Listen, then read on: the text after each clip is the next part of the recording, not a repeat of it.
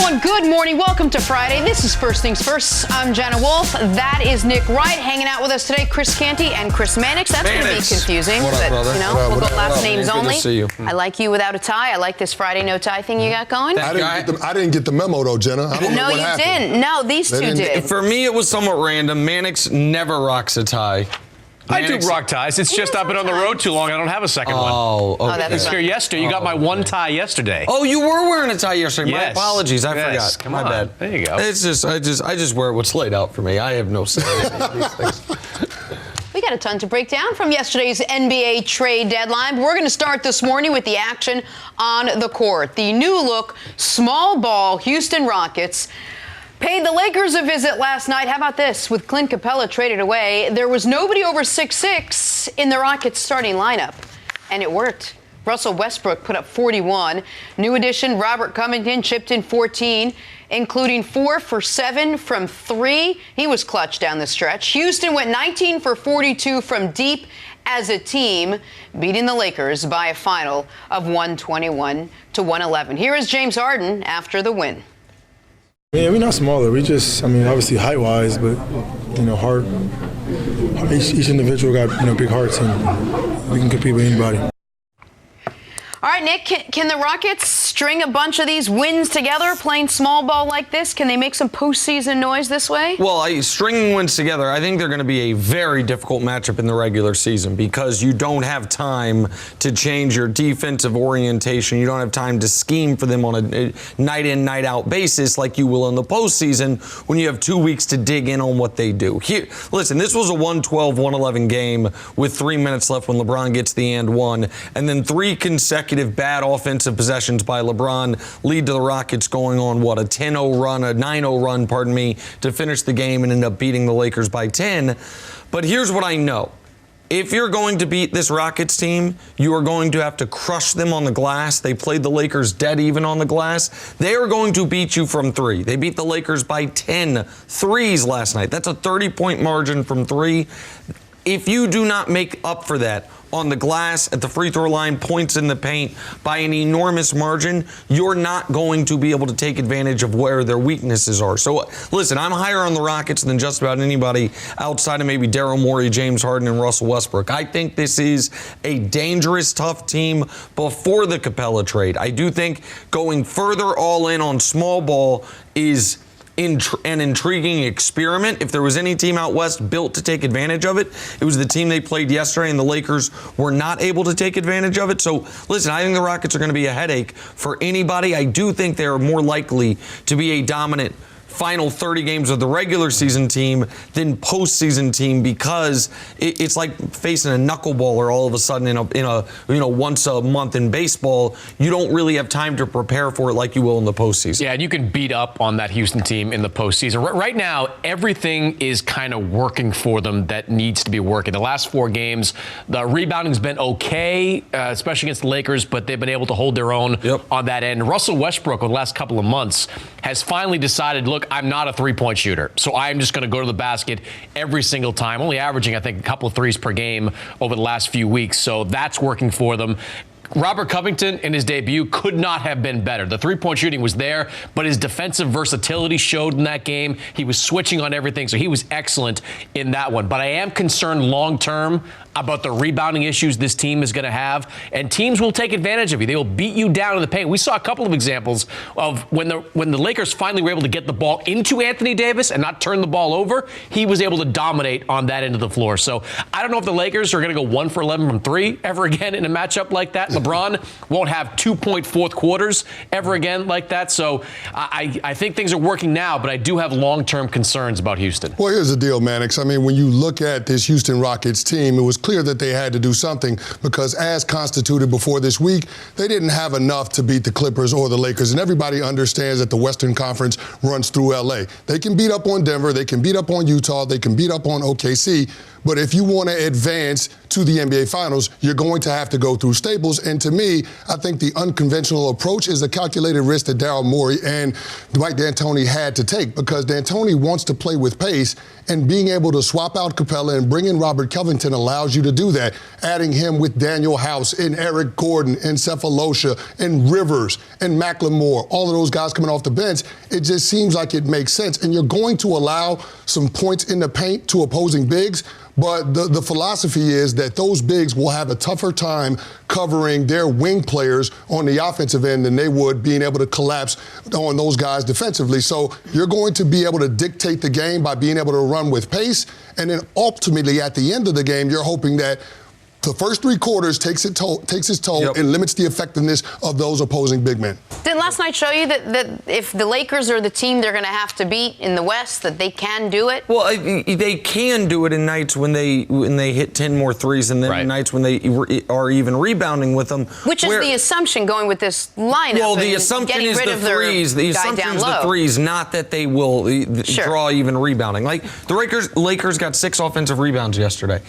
That can't happen. When you're playing a team that everyone is 6'6" or below, and LeBron was not particularly good. Like a lot of teams, by the way, can beat the Lakers in nights when LeBron goes 1 of 8 from 3, where he has, like I said, it's 112, 111. Then Robert Covington hits an impossible corner 3. Anthony Davis is draped all over him. It felt like that was about a 10% shot when he took it, but he made it. Then it's LeBron turnover, LeBron missed 3, LeBron missed 3. That's bad. And by the way, I'll be the first to say it, LeBron was bad down the stretch in this game. He was bad down the stretch, you could argue, in both of the Clipper games. He needs to be better in the playoffs in those spots.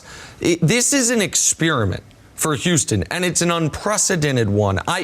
I understand why they're doing it. I think they understand, even with James and Russ, they are not as good as the Lakers. They might not be as good as the Clippers, so they need to shake the snow globe a bit and see if they can add variance to a playoff series. It also could lead to them getting blown out in the first round. It could lead to them facing a Denver or Utah team that they just can't match up with. But it also, I think, gives them the only real shot they have of making their first NBA Finals in a quarter century. Here's the biggest question they have to address. They're going to be able to score on anybody. They'll put up and they already were the number 2 scorer. No, already, right? Yep. But they went up against the Lakers and were really good defensively against the top 5 offensive team. In the last 3 games, in the fourth quarter, they're only giving up less than 20 points per game. Yep. They gave up 2 second chance points in the last 3 games in the fourth quarter. If those numbers hold up, they can go to the NBA Finals. That's how good the Rockets can be. But those numbers, to me, feel more like the exception rather than the rule. This is still a team that is vulnerable defensively on the inside. This is still a team that's going to give up a whole bunch of second chance points. So I'm going to need to see this over a month, 2 months, before I buy into the Rockets as a team that can compete. Yeah, of course it's a risk. We don't know if it's going to work in the postseason, but this is how D'Antoni wants to play. And the one thing I do like about it is that it accentuates the strengths of your best players, James Harden and Russell Westbrook, because all of a sudden now those guys got room to work because the opposing teams have to worry about those other guys that are solid perimeter shooters. Everybody on this roster, the guys that they're playing in this rotation, are solid to good knockdown shooters. So I think that creates open lanes for those guys to get in the paint. You saw it last night with Russell Westbrook dropping 41. He's on an incredible streak. He's got, 24 straight games, over 20 points. And then James Harden last night was a slow night for him, but he's coming off of back-to-back 40-point performances. So I think that this is a calculated risk, but it was a necessary chance that they had to take, and they're going for it. They're pushing all their chips to the table. We'll see if this style is able to have success once we get to playoff basketball. And you mentioned it. One of the reasons I liked the Russ trade before the year wasn't just you get off CP3, who clearly wasn't working, but Russ is going to have more space and more shooting around him than he's ever had in his career. Early in the season, he was not taking advantage of it because he thought he was part of the shooting. Ned, to your point, now he is just driving and kicking or driving and finishing, and you're seeing the best version of Russ you've seen in a couple years. I think it's going to look really good in the regular season. I think the Rockets, it wouldn't shock me if they climb all the way to the 2 line. I don't think they will, but I think that's in play. What is concerning for them and what we won't know is when a team, especially a smart defensive team, has 2 weeks to drill down on exactly what you do poorly, how that's going to look in a playoff series. But the performance last night and the win, that's going to build confidence for these guys because this is an experiment. Nobody knows how it's going to work, but being able to beat the team with the second best record in basketball on the road, that's huge. Who's already beaten you twice this year.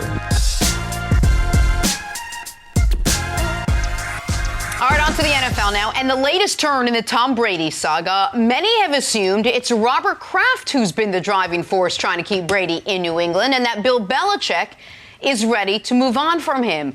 But now we're hearing that might not actually be the case. Take a listen to Patriots insider Tom Curran appearing on WEEI in Boston. From all I've gathered, Bill would prefer to have Tom Brady playing quarterback in 2020 because it's a known quantity and it removes the doubt. They're not ready to have him leave. But if he is going to leave and it's going to hamstring other portions, if it comes to a crossroads, I think Bill can easily get his mind around saying goodbye as well, as he has for so many players over the course of time. But I believe that his first preference would be to have it work out for another season with Tom. What do you think about that? Surprise you a little bit? No, of course he prefers to keep Tom Brady. I don't think anyone has argued that Belichick dislikes Brady, that Belichick thinks that Jared Stidham is better, that Belichick, even though there might be a part of Belichick that is excited about when Brady is finally actually done, being able to coach a team without Tom to see what it looks like, see what it feels like he did 20 years ago, see if he can have more success and remove any yeah, but from his resume. Yeah, but you only did it with Brady. But this is all about price. This is all, of course he prefers to keep Tom Brady at the right price. At least that's what I've always assumed. If Brady were to come and say, hey guys, I want to play for $12 million, then Belichick would have signed up for that instantly for this upcoming season. Now, would he give him a long-term extension? Would he tie the team to Brady for age 44, age 45? No, but this is, maybe I'm misreading it, the question a bit. This to me is obvious. Of course he prefers Brady over Andy Dalton, Marcus Mariota, Jared Stidham over the actual options, but that doesn't mean he needs Brady to the tune of letting him write his own check as far as what he's going to make next season from the team. No, you're 100% right. This is what we all knew coming into this offseason. It was going to be cost-benefit analysis. What was the value proposition? How much was Tom Brady going to demand going into free agency? Tom Brady had the stipulation in his last contract where the team couldn't franchise him for a reason. He wanted to be able to command as much money on the open market as he possibly could. But I think the other thing that he wanted to do is to make sure that he had maximum leverage against the Patriots so he could dictate the terms under which a reunion would be possible. So I think a lot of this is about the Patriots respecting Tom Brady, but I think there's also a small part of it that's about Bill Belichick surrounding him with the requisite talent that it takes to maximize his abilities in the twilight of his career. So, Bill Belichick is ultimately going to have the final say with this whole deal, but I think that Tom Brady is putting a lot of pressure on him because he is a free agent and he's threatening to go other places to play. But I think in a perfect world, both of these two sides would like to get a deal worked out because I think it's in both best interests. It is in both of their best interests. Are the Patriots ready to hand things over to Jared Stidham or Cody Kessler? Man, stop. Absolutely. That's not going to happen.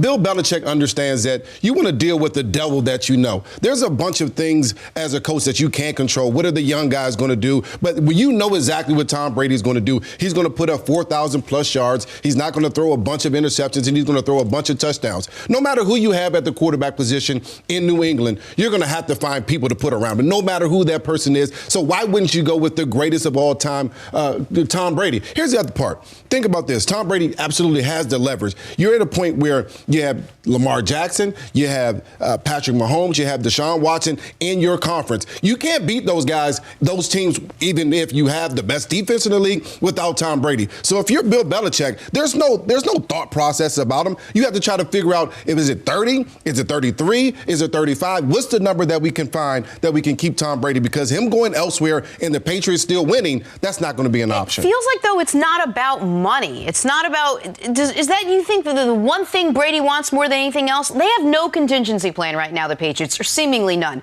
Brady, if you're going to say at the right price, well, then he better take that money and spend on someone for Brady to throw the ball to. Isn't that what Brady really wants, like actual weapons, more than he wants to fair market value? I'm not sure exactly what Brady wants right now, other than I think he's enjoying the courting period that he's never really had at any point in his career and the attention that goes along with it, and I don't begrudge him that.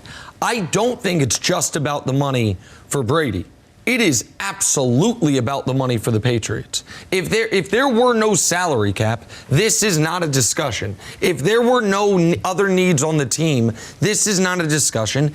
And if Brady were saying, guys, I'll just play for the minimum, then this is not a discussion. For the Patriots, for Belichick, this is exclusively about money. This is about he has a value in his head on every player. He always has. It's why you let great players walk. It's why when Randy, coming off the 07 record-breaking season, 08, he's good. 09, he starts asking for more money, and they trade him away. Not because Randy couldn't play anymore, not because Brady didn't like Randy, because there is a certain dollar amount Belichick attaches to every player on the roster, and if you get above that, he will very cold and calculatedly move on from you. For Tom, if he had full faith, Jenna, that money he doesn't take will go towards someone else. Go to someone else that will help him.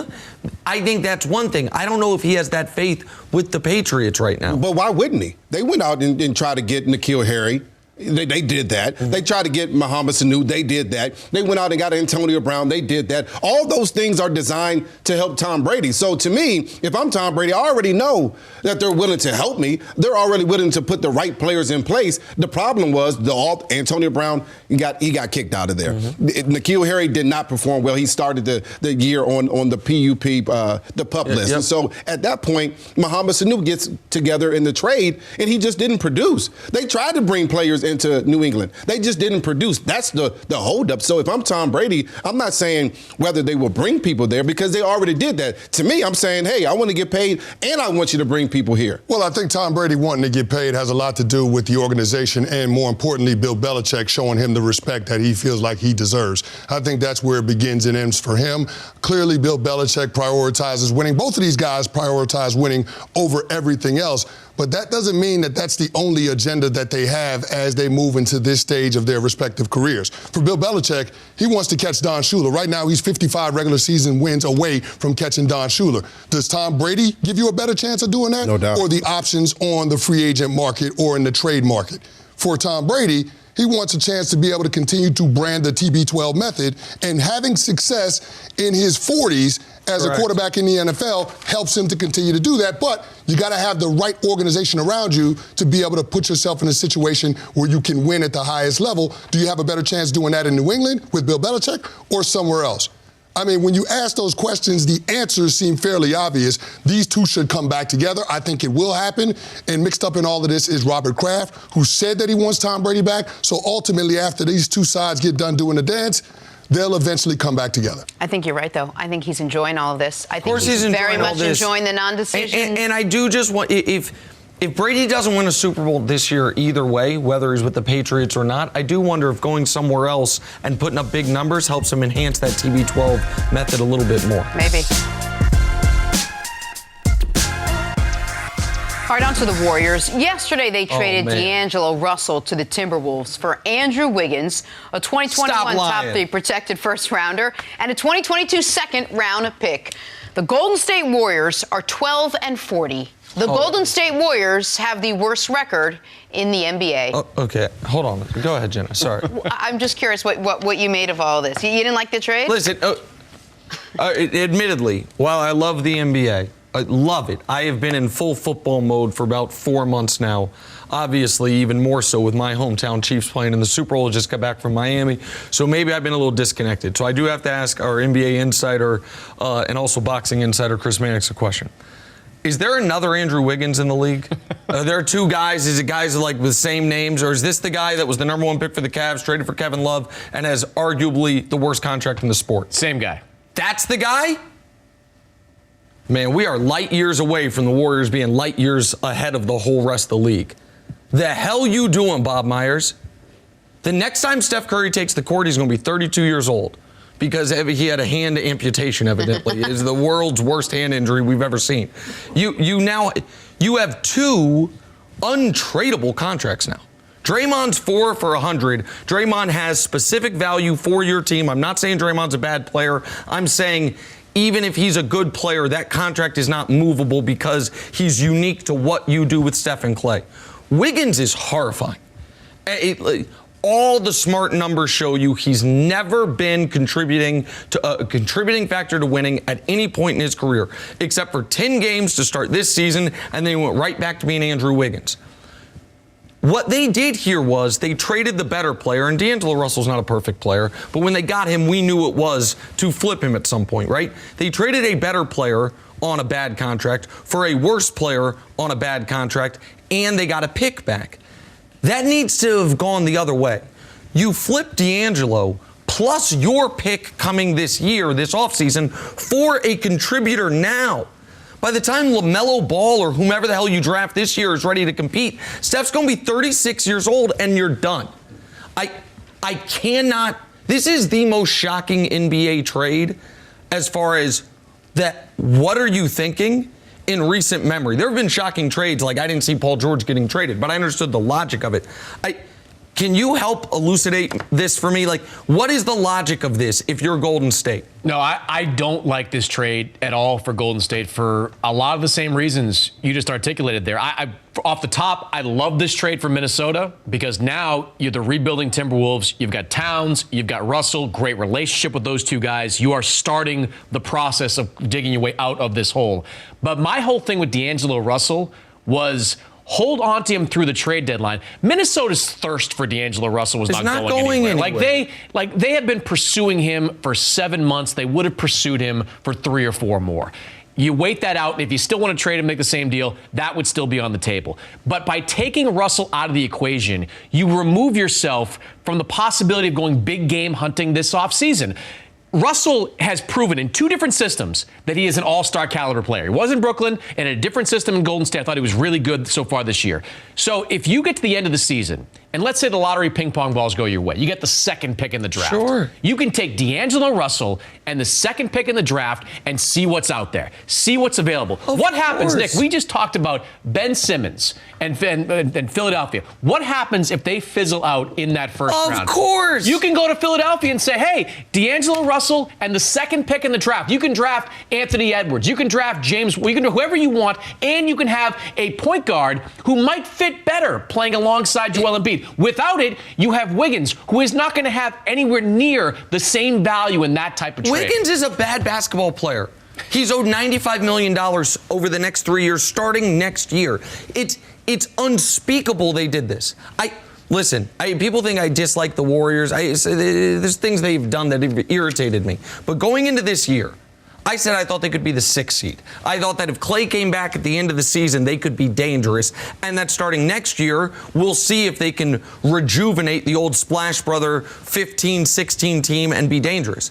It's over for them now. We will never see Steph in another NBA Finals, ever. They have no path forward. Draymond's 30. Clay's 30. Steph's about to be 32 when he takes the court again in mid-March, one would assume.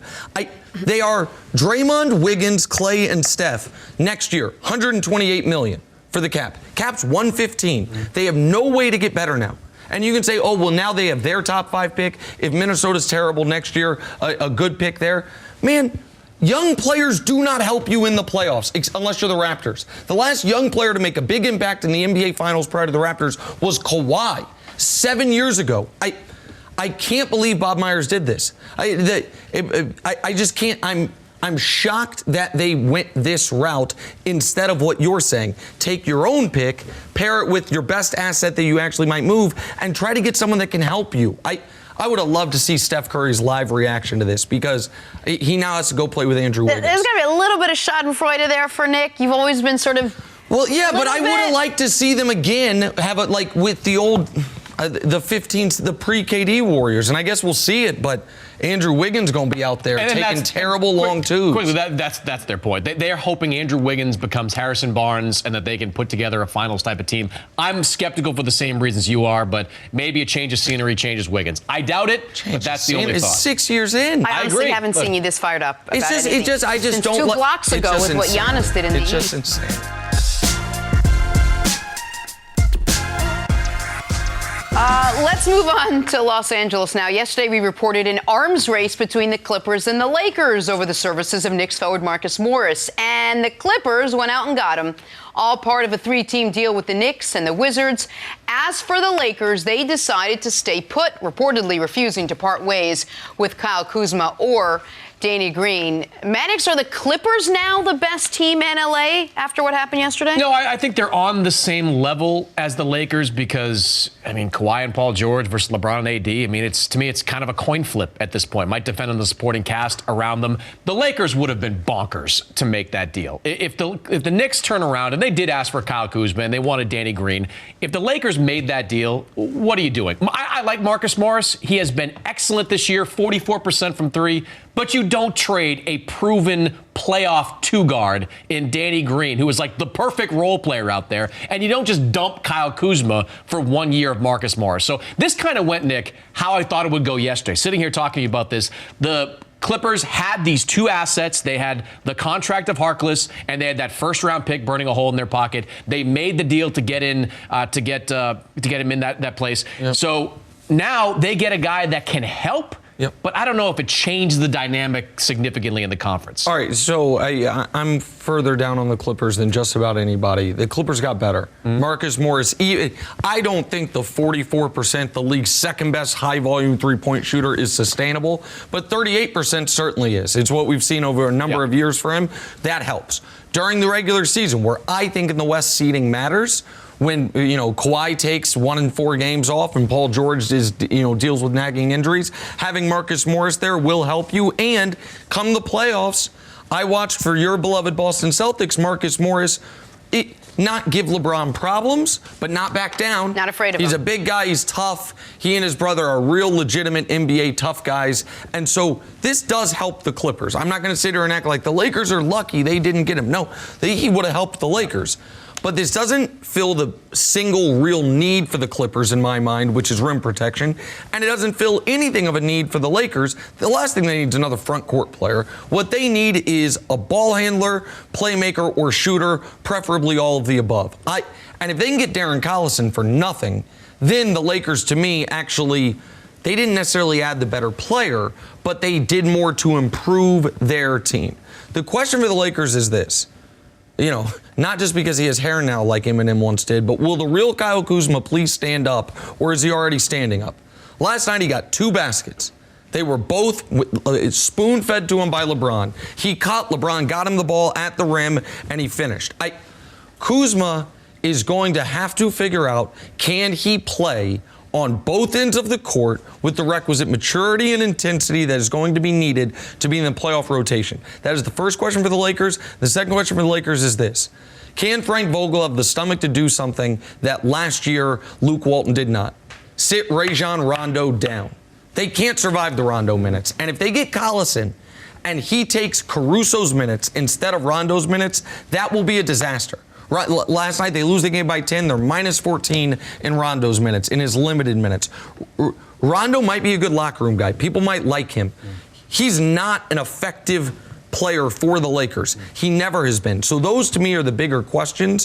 For the Clippers side of things, they got better, and Harkless was doing nothing for him. So I think it's a smart move by them. I don't think it's a huge move. And I think, look, I'm with you on the Rondo minutes needing to be cut. I think Caruso should be getting all of them at this point. And if you bring in Darren Collison, that's where those minutes should ultimately come from. I don't have confidence with 2 months to go in the regular season that Kyle Kuzma is going to figure it out. Nope. That all of a sudden it's going to click and he's going to be the third option that they so badly need. The biggest problem he runs into is that the way Frank Vogel sets his rotation, it's never Kuzma out there alone as the leader of the second unit, because they always have either LeBron or Anthony Davis on the floor. And when one of those two guys is on the floor, Kuzma's still in that same position looking for offense. Now, I thought Frank has done some nice things around the fringes, trying to run more plays for Kuzma, get him going, but Kyle Kuzma, his first couple of years in the league, was just like this volume scorer. He was on bad teams, and he was allowed to chuck up a bunch of shots, and it didn't really have any consequences. Now,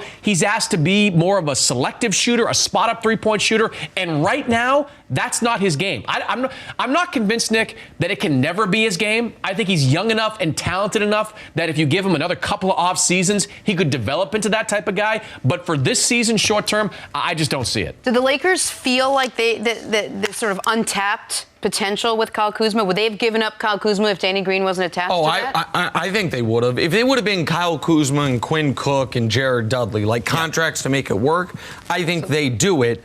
I think because they are in win right now mode, the only hope for I shouldn't say the only hope. The best hope for Kuzma is now trade deadline's over. He knows he's going to be there. That is all a the moment. uncertainty is gone. Right. That's a moment of, okay, I have to do my best to make this work. I just don't. All his friends got traded away. Honestly, like, who does he hang with? Who does he play Xbox with? Like, these are real things for a young NBA guy living in LA trying to figure it out.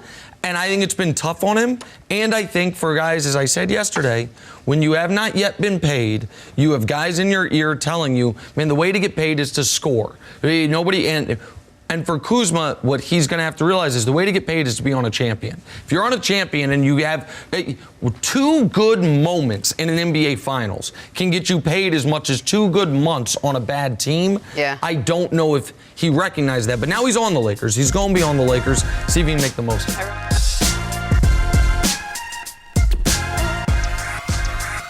Back here with a couple guys named Chris, Mannix, and Canty, and we're talking Kevin Durant. Ever since leaving the Thunder for the Warriors, he's had let's call it a contentious relationship with the media. Earlier this week, he joined Matt Barnes and Steven Jackson's show All the Smoke and gave us why they this call it that. insightful nugget. I think the reason why all this expletive is going on, I think a lot of the media feel like they're bullying me. They want to bully me, and they feel like they found a little crackle or crease in my armor, and they want to use that against me somehow, so they continue to just regurgitate the same old stories, the same old storyline, and, recreate beefs with players and former teammates. Nick, Kevin Durant feels like he's getting bullied. What do you think? Katie, man. Listen, I'm technically a millennial. I'm on the older, the upper bound of millennials. We both are. And sometimes millennials get a bad rap, and I try to defend them to my older friends like Jenna. Hey. But now you've got a NBA superstar saying that Bill Plaschke's bullying him. Come on, man. And the media blaming here, here's the other hard truth for Kevin. Everything we said was correct. Every step of the way, the stuff that KD got the angriest about, we now know, thanks to his own words, are exactly how it went down. That he was checked out on OKC during his final year there, already thinking about his next move, up to and including during the 3-1 deficit. A few months ago, he went on Hot 97, said blowing that 3-1 lead was not even one of the 5 biggest losses of his career because he didn't think they were really a true championship contender. What? You're up 3-1 on a 73-win team. That's Kevin's words. It's not me bullying to bring up your words. And then in this interview, when it came to OKC, he talked about how he looked at the Warriors that year as a new, fresh team on the rise. Well, yeah, I suppose they had just won the championship, and he was excited about living in the Bay. And then also on this podcast, he talked about how he knew about midway through the year that he was moving on from Golden State. That's all we were saying. That it is the fact that it was accurately reported is not bullying. The fact that everything that the media has, I shouldn't say everything, the vast majority of things the media has said is going on with Kevin Durant has proven out to be accurate is not bullying. It's accurate reporting. And the victim complex of, oh, woe is me, him also saying in this podcast, Mannix, you guys didn't try to do this to LeBron, Wade, and Bosh. First of all, LeBron, Wade, and Bosh had it worse than any team ever initially. But the reason they weren't trying to tear them apart was because there wasn't someone plotting an exit, because they didn't handle it the way KD handled it. And so Steve Kerr has said he knew Kevin was floating away midway through the year. So I don't understand the woe is me, everyone's against me, as opposed to just, man, I've made decisions. I'm accountable for those decisions, and I want to, for some reason, keep talking about those decisions like I'm the victim here. Yeah, I think it's revisionist history to say that LeBron, Wade, and Bosh were not treated this way since they were crucified the first couple of years down there for putting that team together and being non-competitive, all the things that Kevin Durant was criticized for. I'm one of the media members that have covered Kevin virtually every step of the way in his career. I've never bullied him. I don't know too many people. I mean, maybe there's one or two people out there from the Oklahoma area that just don't like him because he left, but I don't think they've ever bullied him. He just never made the transition from what he was in Oklahoma City, this kind of revered figure that began in Seattle, stuck with his team all the way throughout, into just the mercenary for hire that he became in Golden State. He never understood why the criticism and why the villainy was so strong. The other thing I think what a lot of this comes down to, and he's somewhat right about this, I don't think he gets the respect he deserves for the 2 championships they won in Golden State. I think, Nick, there are still people out there that would say, well, Golden State would have won without him. That is categorically untrue. The Golden State Warriors do not have those 2 championships without Kevin Durant. How he played in those finals was incredible. So if that's what he's fixated on, I get it. But everything else is just, as you said, accurately reporting every step of the way. Yeah, and when there's an element of truth with something that's being said about you, that gets under your skin a little more than when it's something salacious that everybody knows that it's not you. But with Kevin Durant, this is just what comes along with being in the conversation as one of the best players in the world. I mean, you're focused on developing your brand. That's a big part of why you came to New York in free agency this past summer. I mean, if you want to have the show, the boardroom, and do all the other things off the court, if you want to make $30 to $40 million a year with your basketball salary, people are going to have questions about why you make certain decisions. And when you have the reporters accurately talking about what you're doing, your move that you plotted when you were at OKC to go to Golden State, and then your move to the East Coast this past summer, I don't understand why you're getting upset about it. People will want to talk about it because you are one of the best players in the world. So this is just par for the course. And when you're going back and forth with the media or with people on social media, you have to be willing to take it just like you're willing to dish it. And I just feel but like he wasn't just willing to dish it from his own account. Didn't he come up with fandom accounts so he could dish it? That is worthy of bringing up and talking about it. That's not bullying. Well, and that's the thing that bothers me with Kevin Durant. And I mean, listen, this is what it is. If you want to be on social media and you want to go take shots at people, people are going to take shots at you. But I don't think it's anybody trying to bully you. This is just what happens around sports because it's such a huge platform in our culture. So for Kevin Durant, this is embarrassing. This is not something that you should be fixated on. This is embarrassing, is what it is. Listen, there is like an old school mentality of, oh, listen, being bullied is part of growing up. It makes you tougher.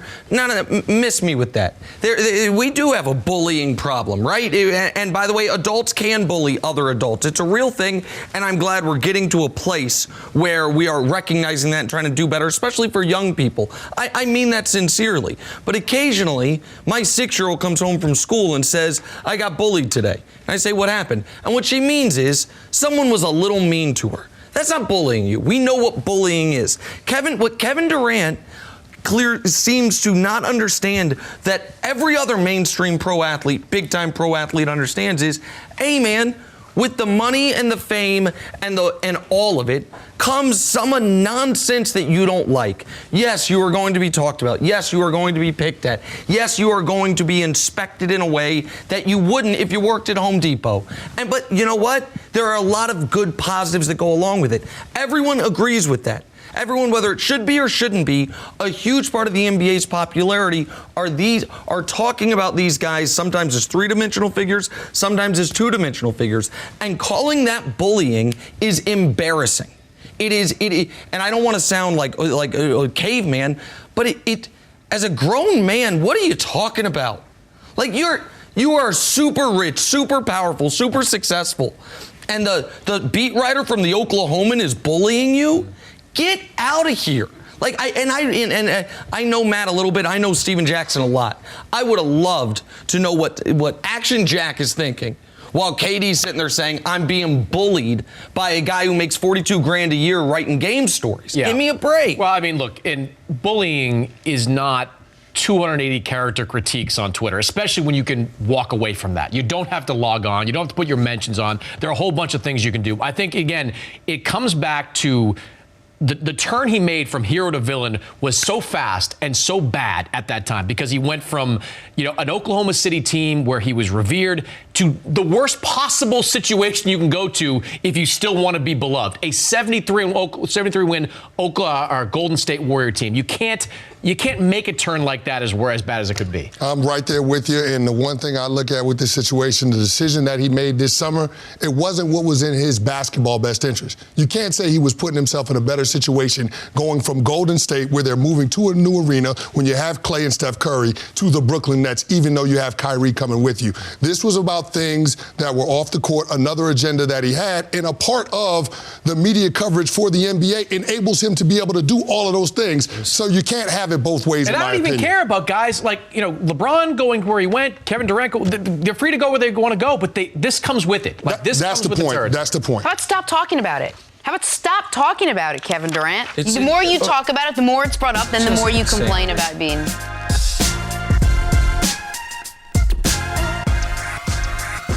Jimmy Garoppolo, the Niners quarterback, did go 13-3 this season, leading San Francisco to the Super Bowl, yet finds himself as the target of some scrutiny, perhaps because he averaged less than 150 yards per game in the playoffs. Hey, whether or not you think he's the long-term answer in the Bay Area, his coach certainly does. Take a listen. I think Jimmy's one of the main reasons we got to the Super Bowl. I think he overcame a lot. This was his first year in his career going through an entire NFL season. He still doesn't have as many starts and stuff as Baker Mayfield. I think he had a hell of a first year, truly playing the position. He was on his way close to Super Bowl MVP. And we all know we didn't make those plays at the end, but we made those plays all year, our whole team. That's one of the reasons we were there.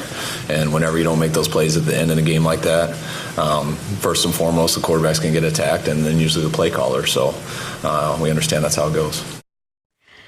Nick, you think Jimmy Garoppolo has another Super Bowl run in him next season? Sure, just like they did this year. I don't think Jimmy Garoppolo is going to get much worse next year. I don't think he's going to be an inferior player to what he was this year. I don't think he's going to take the leap a lot of people expect young quarterbacks to take, because he ain't young. He's inexperienced. He's 28 years old. The idea that he didn't learn the beginning football knowledge he's going to learn from those years under Brady, the years in that system, the years in San Francisco. I don't put him in the same bucket that I put first or second or third year quarterbacks who haven't been in an NFL system, for as long as he has been. But the exact same way they made the Super Bowl this year. Quarterback, be a caretaker. Kyle Shanahan draw up some brilliant offensive plays and scheme guys wide open. And Jimmy try not to screw it up. I think he is in a perfect position given his skill set. But I don't think all of a sudden, if they make the Super Bowl again, it's going to be because Jimmy Garoppolo is fantastic, because he takes some major leap. He can clean a few things up. But I think at 28 years old, you usually are basically who you're going to be. That's true. That's true if he played. This is his first full season starting, only 26 games under his belt. But I want to give you some stats, and these are quarterbacks that we all know: Tom Brady and Big Ben in their first playoffs as starters. Jimmy G, who's 2-1, we obviously know that. Tom Brady, 3-0. Big Ben, 1-1 in his first playoff starting. Yards per pass, 7.4 for Jimmy G, 5.9 for Tom Brady, 7.5 for Big Ben. And then when you look at the completion percentage, Jimmy G has better completion percentage than both of those guys. And so I think that he has the ability to get better. If he just doesn't throw the ball to the other team, they certainly have an opportunity to, that is a big if, but I think experience allows you to not see those same things and say, okay, I'm not going to make that same type of mistake. You made a great point. If you have the same defense, if you have a great running game, and if you believe in Kyle Shanahan being this young, innovative head coach, then Jimmy G should be a better quarterback next year than he was this year. And with all those things put together, I think they certainly can make a Super Bowl run. Yeah, you bring up some great points, B. You're talking about quarterbacks in the postseason with relatively no experience or very little experience going into those situations. They're more passengers than they are difference makers. But Jimmy Garoppolo is not Pat Mahomes. We know he doesn't have that type of ceiling. But Jimmy Garoppolo is an ascending player, even though he's been in the league 6 years. He's only got 29 starts. So we'd be foolish to think that there isn't an opportunity for him to improve because his overall knowledge is going to take a jump because he's got actual experience on the field being able to operate the offense. It's different when you're the guy under center versus being the guy on the sideline with the clipboard. So he is going to improve. We don't know how dramatic that improvement is going to be.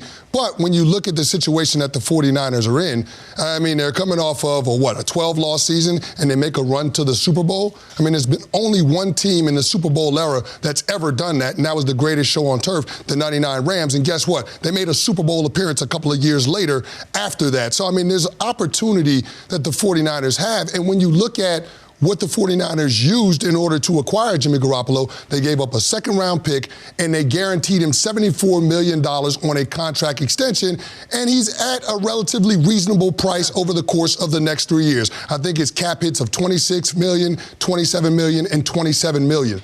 So as far as the economics of the position go, that's a good deal. And I think it's one that will allow John Lynch to put the requisite talent around him in order to compete at the highest levels. What don't you trust about Jimmy Garoppolo, Nick? There's something about him that you're not ready to run. And he doesn't have a great arm. But isn't that something? Is that something you can? If he could clean that up, how would you feel about Jimmy G? Yeah, I mean, if I were Canty's size, I probably would have played sports at a higher level. I mean, I don't think right, and I don't think he's going to. Okay. Listen. His first year in San Francisco, he played 5 games. He threw 5 picks. His second year in San Francisco, he played 3 games. He threw 3 picks. This year in San Francisco, he played 19 games. He threw 16 picks. I mean, the guy turns the ball over and is not asked to make very difficult throws. He is asked to play action pass, look, someone's usually running wide open, stick it. And he's still it was interesting, Shanahan brought up Baker. Only Baker had a pick in more games this year than Jimmy Garoppolo did. He had interceptions the same number of games as Jameis Winston did. No, he didn't have the 5 interception games like Jameis would. Yeah. And I'm not saying he's that level of turnover machine. But by the way, he also doesn't have Jameis's arm. He doesn't have Jameis's ability to make all the throws. I feel like people are not lying, but tricking themselves about what he is. Aaron Rodgers sat for 3 years. Mm-hmm. His first year starting struggled. By his second year as a starter, his 5th year in the league, he was Aaron bleeping Rodgers. It wasn't some, you give him 40 starts to figure out who he is, because you do learn in those first 3 years. You do get an ability to consume NFL offense, to figure out playbooks, things like that. I think the Niners can make the Super Bowl again with Jimmy Garoppolo because they just did it. I don't think he's going to all of a sudden be some top-flight NFL quarterback. I mean, here's the thing. Jimmy Garoppolo is not in the same situation as a quarterback going in his 2nd or 3rd year. He's not on that street, but he's around the corner because even though he's in year 6, he still only has 29 starts. So, I mean, listen, as you continue to play this game, your knowledge base continues to grow. I mean, that doesn't stop. Now, your athletic ability may diminish a little bit. That usually goes away on the latter part of your prime and toward the end of your career. But you never stop learning football. This is something that's always happening. You're always evolving in terms of your understanding of the game. And Jimmy Garoppolo has that opportunity. And let's not forget this. His team had a 10-point lead in the 4th quarter of the Super Bowl. So this guy was good enough to put you in that situation. So you're going to have a chance to compete at a high level if they're able to make the numbers work and keep most of the core players intact under the salary cap. So I look at this situation as Jimmy Garoppolo, because of what they already have invested in him and the return on that investment that they've already seen, he's going to be their guy for the foreseeable future. It makes all the sense in the world. He was good enough to win the Super Bowl for 3 quarters. He just wasn't able to do that 4th quarter, which is the big mistake and the big if. Here's the other part, and this is what I would be wondering if I'm Kyle Shanahan. If somehow defenses find a way to slow down our run offense, and if our defense isn't the best pass defense in the league, and maybe they don't get to the quarterback as well as they did this year, can Jimmy G carry us? That's the biggest question. And the answer is no. The answer to that is no. Listen, we can say he gets better with experience. In his 3 most recent football games, the game against the Vikings, They're controlling the game, and he just hands the ball to Eric Kendricks. A mind-boggling throw, except he's done it throughout his career. Game against the Packers, they don't ask him to throw really at all the whole game.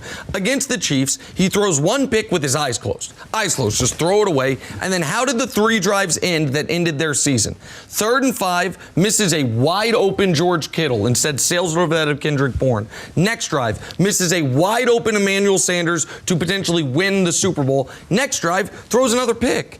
So, it's not like he's getting better at these things. It's not like, hold on. It was only his 3rd playoff game, the Super Bowl you're talking. He's never had playoff experience in the actual game under center before this year. Fair enough. I'm simply saying, as far as he's had 29 career starts 27, 28, 29, we didn't see a big progression on the, what throw was that, Jimmy? I don't think we're going to see it 30, 31, 32.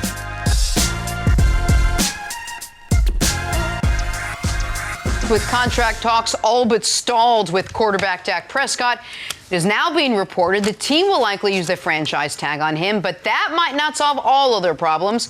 According to Mike Florio, Dak may not show up this offseason without a new deal. Don't forget last season when Zeke would not show up without his new deal. Nick, should the Cowboys just pay Dak Prescott already to avoid a holdout and finally move on? It feels like this has been going on for 2 years now. No, not if he wants to be paid top of the market when he's not a top of the market player, and he's not going to hold out. Listen, I cannot think of a single quarterback since Carson Palmer who has held out, and Carson wasn't holding out for new money. Carson was just like, man, I've got the Bengal blues, and I need to get the hell out of here. This is, quarterbacks play by a different set of rules. They get paid on potential rather than production. They make double what basically any other player except the very, very top flight defense pass rushers make in the league. And as what they give back is they never hold out. You don't have to worry about your quarterback holding out. Kirk Cousins could have held out. He didn't. Hell, Patrick Mahomes could right now say, guys, if you don't make me forget $40 million a year, $50 million a year, I ain't showing up. And the Chiefs would have to do it, but he won't, so they don't need to. And Dak's, I believe, overplaying his hand. I think he's overplayed his hand for a year now. Now, maybe it made him a little bit of money by how he played this season, but maybe not, because his best argument wasn't a statistical one. It was a wins-based one, and they didn't win enough this year. So I would rather deal with a Dak holdout, which I don't think is a real possibility, than deal with Dak Prescott at $36, $38 million per year. Well, it's interesting that you frame it that way. You look at all the other quarterbacks around the NFL, and you don't typically see quarterback holdouts, but that's because organizations don't get to that point where their quarterback is going into a walk year. Sure. You typically don't see that. I mean, quarterbacks are almost like coaches in that regard. Teams are not going to let it get too far gone without addressing their contract because you need stability at the top of the organization's hierarchy.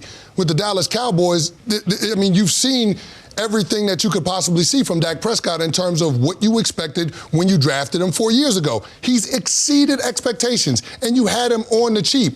And now it comes time to pay that bill, and ultimately you're going to have to do it because you don't have any other viable option. So to me, the Cowboys, their mistake was letting this thing go on as long as it did. They should have got this deal done before the Jared Goff contract and the Carson Wentz contract, 2 quarterbacks that were in Dak Prescott's draft class. The fact that they didn't have that happen, now they're going to have to pay Dak Prescott top of the market money, more money than those guys, and potentially more money than Russell Wilson. They should have gotten the deal done. But, Nick, you mentioned that quarterbacks usually get paid off potential rather than production. Well, he certainly has potential, more potential to get better. He got much better between last year and this year, and the production is there. He's a 2nd in the league in yards, 4th in the league in touchdowns this year. I mean, what more did the Cowboys actually want to see? They want him to be first in those categories? Absolutely not. The reason why quarterbacks you're talking about don't get into this position is because they're the face of the franchise. Usually they're the most stable person in the organization, and Dak is the leader of that huddle. He's been that way his entire career. He's won 2 out of the 4 times they talk about the NFC title that he's played. So what do you mean that he shouldn't get paid? If I'm Jerry Jones, I'm saying I have to get this guy paid because what I don't want this season is something that I had earlier this season, next season that I had this season. That means noise. I don't want to have to worry about guys holding out out. I want the team together. We got a brand new coach. We want everything to be in place so we don't have to worry about those types of things because those things linger throughout the season. You don't want things to linger if you're Jerry Jones. But to answer your question, Brian, what do I want to see? I want to see something I'm not going to see from Dak Prescott, which is if you want to be paid like you're one of the 3 best quarterbacks in football, show me you're at least one of the 8 best quarterbacks. Show me you're at least one of the 5 best quarterbacks, because we have seen a lot of different ways for teams to win Super Bowls. What we have not seen under the current salary cap era is a average to above average quarterback on a superstar's contract lead his team to a championship. We've seen mediocre to bad quarterbacks on the cheap do it. We've seen quarterbacks on rookie salary scales do it. And we've seen superstar quarterbacks paid like superstar quarterbacks do it. We haven't seen the Dak, the Kirk, hell, one could argue we almost just saw it with Jimmy G, but we didn't. And Jimmy G's contract these days is actually not top of the market anymore. A guy paid like he's great when he's not, being able to overcome it. That's my concern if I'm Dallas. And if you look at the 2 Super Bowl quarterbacks this year, Jimmy Garoppolo and Patrick Mahomes, who is Dak Prescott closer to, and which way should he get paid? Closer to Patrick Mahomes or closer to Jimmy Garoppolo? Well, if you wanted to pay him closer to Jimmy Garoppolo, you would have paid him last offseason, and that would have been the first priority that you had in that offseason. But instead, I feel like they tried to, and then they made Zeke their priority, but he didn't want that. Jenna, they tried to, but here's the thing: it would have certainly been cheaper, the deal that they would have came to terms to before Wentz and Goff and before Russell Wilson. All of those guys got paid last offseason. So if you didn't want to pay Dak Prescott $35, $36, $37 million a year, why didn't you offer him a contract paying him $33 million a year last year? That was the situation that the Dallas Cowboys should have addressed rather than addressing the Ezekiel Elliott contract. But now you're in a position where you're talking about franchising your quarterback and limiting the ability to make the other moves that you need to make this offseason. I mean, they've got $70 million in cap space, but that's going to go pretty quickly if you got to franchise Dak and you re-sign Amari Cooper. What are you going to do with Robert Quinn and Byron Jones? I mean, you're not going to be able to keep both of them, Correct. Not unless you structure Dak Prescott's extension where you can defer some of the compensation into future cap years. So I think the Dallas Cowboys have painted themselves into this corner, and now they have to deal with the reality that they're going to have to pay Dak Prescott something that's going to make Jerry Jones blush. Nick, do LeBron and AD and company have enough to make a title run? Oh, I think they absolutely have enough. I think that they are, though, missing a piece. I think that piece is going to come in the form of Darren Collison, which is this offseason. If you remember, once they missed out on Kawhi, the top 2 free agents I wanted them to go after were Danny Green and Darren Collison, with Seth Curry, not Steph Curry, Seth Curry mixed in there as well. Collison then retired, and so they made up where they could. The Avery Bradley moves, some other smaller moves, Boogie Cousins, who obviously has got hurt and done nothing for him. As presently constituted, they have enough. But it is so much on LeBron's shoulders. Now, I think he can handle it because he's handled it throughout his career, and I think he will up his game in the postseason because he's done that throughout his career as well. But Darren Collison, to me, is a much better addition for them than Marcus Morris would have been. Marcus Morris helps the Clippers. It's a good move. I'm not going to act like, the Lakers lucked out by not getting him. But I wouldn't have traded Kuzma and Danny Green for Marcus Morris ever. I think Danny Green is more valuable in the postseason than Marcus Morris will be. Kuzma I have questions about. But if they don't get Darren Collison, will they still be my pick to make the NBA Finals out of the West? Yes. But LeBron's going to play 42 minutes a night, and they're going to have to solve their Rajon Rondo problem somewhere else. Yeah, the margin for error for the Lakers is paper thin right now. I mean, LeBron's got to be great. Davis has got to be great. And healthy. Everything's got to kind of click for them to get past those teams in the Western Conference, and then you get to the finals, and then you get Milwaukee. That's a separate conversation. I'm with you. I would not have made the deal if it meant Kyle Kuzma and Danny Green. I don't think that makes you better short or long term. Marcus Morris, a free agent at the end of the year. Danny Green signed to a 2-year deal. Kyle Kuzma signed to a 2-year deal. Collison interests me because if we're getting Darren Collison from the last 2 years, massive upgrade right away. But he hasn't played basketball since last spring. I don't get the sense, like Andre Iguodala, that he was working out every day in preparation for coming back to play. So I saw him sitting next to Jeannie Buss last night. the eyeball test of the guy in a sweater. Look, he looks like he's in decent shape, but how long does it take Darren Collison to get into game shape? How effective can he be throughout the course of this season? I'm going to have to see that first before I believe he's a big upgrade over guys like Rondo and others. Well, I think what you're looking for from Darren Collison is for him to be a factor in terms of being a ball handler, playmaker in the second half of the regular season. We know once we get to the postseason, that's going to be Bron. It's not going to be anybody else, but you got to get him there healthy.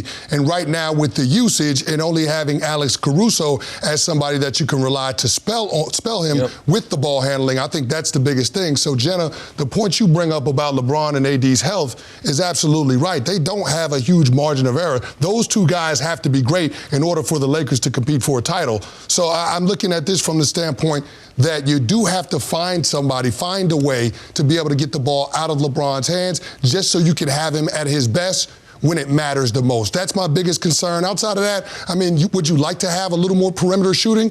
Absolutely. You don't really have a lot of knockdown shooters on that roster, Danny Green, KCP, and you really don't have a lot of confidence in anybody else. But, I mean, I don't think that there was a deal to be made that you would feel comfortable with at the deadline, because I'm with you guys. I think the price of Kuzma and Danny Green would have been too much for Marcus Morris. But Marcus Morris, while he doesn't give you rim protection for the Clippers, he gives you three guys that can guard LeBron James, which is really the conversation we're having now is the Clippers and the Lakers. Well, listen, 100%, Jenna, and I thought the Lakers were going to get Andre Iguodala. They didn't get him. They were in on Marcus Morris. They didn't get him.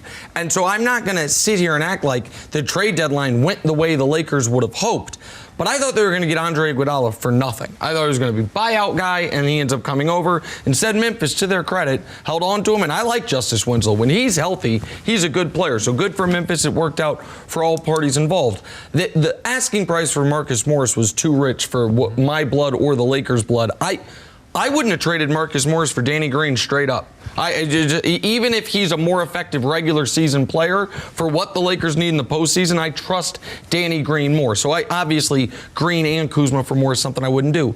If they don't add Collison, then I do think there is a level of concern only in this regard. You mentioned it's going to be Bron in the playoffs. Yeah, for 40 minutes, maybe 42 minutes. Those other 6 or 8 minutes can ruin a game if it's Rondo. And Rondo last night played 14 minutes. They were outscored by 14 points. He has been an anchor around this team's neck for 2 years.